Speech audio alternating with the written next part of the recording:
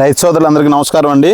ఈరోజు ఈ 2026 నూతన సంవత్సర శుభాకాంక్షలతో మనం ఈరోజు పల్నాడు జిల్లా రాజుపాలెం మండలం బేరెల్లుపాయ గ్రామంలో ఉన్నాము.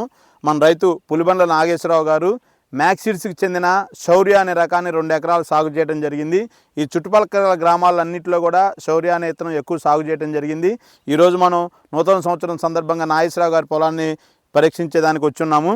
ఈ 2 ఎకరాల పొలంలో కూడా ఇప్పుడు వరకు సుమారుగా ఆ కనిపించే వరకు కూడా చూడండి, మీకు అక్కడి నుంచి ఈ కనబడే పొలం మొత్తం కూడా 2 ఎకరాలు. దీంట్లో సుమారుగా 1 ఎకరం వరకు మొదటి కోతగా కోత కోయటం జరుగుతుంది. ఈరోజు కూలీలంతా కూడా పండగ సందర్భంగా రాకపోవడం వల్ల రాలేదు.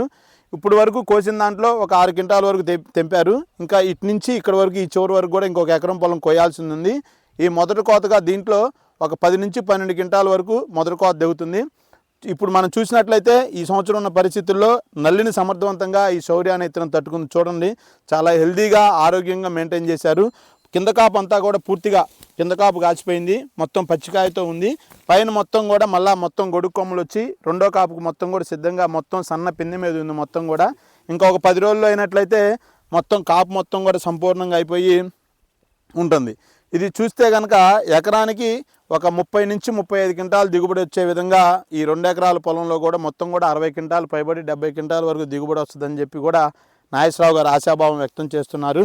చూడండి, మీరు చూసినట్లయితే కాయ సైజు కూడా యూనిఫామిటీ చాలా బాగుంది. పైకాయలు కూడా కింద కాయ సైజు ఏదైతే ఉందో పైకాయలు కూడా సైజు బాగా చాలా బాగుంది. ఈ శౌర్య అనే రకం పండుకాయలు మంచి నిండు రంగుతో ఉంటాయి.